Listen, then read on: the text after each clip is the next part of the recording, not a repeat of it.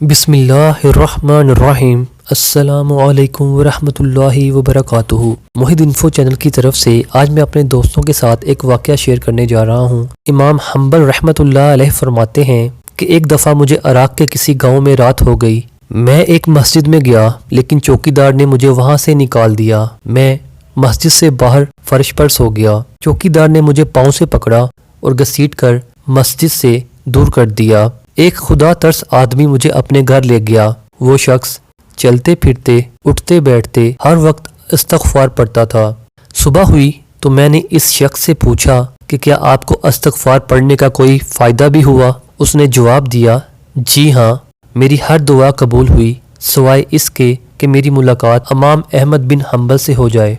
मैंने कहा, मैं ही अहमद बिन हम्बल हूँ और तुम देखो कि मुझे कैसे घसीट कर तुम्हारे पास लाया गया है। आप दोस्तों से गुजारिश है कि आपने इस वीडियो को आगे ज़रूर शेयर करना है और मेरे इस चैनल मोहिद इन्फो को भी सब्सक्राइब कर लीजिए। अल्लाह करीम आप और आपके घराने पर अपनी रहमतों का नज़ूल फरमाता रहे और आपके गुलशन हयात में बहार ही बहार हो। आमीन। अस्सलामु अलैकुम वरहमतुल्लाहि वबरकातुहू।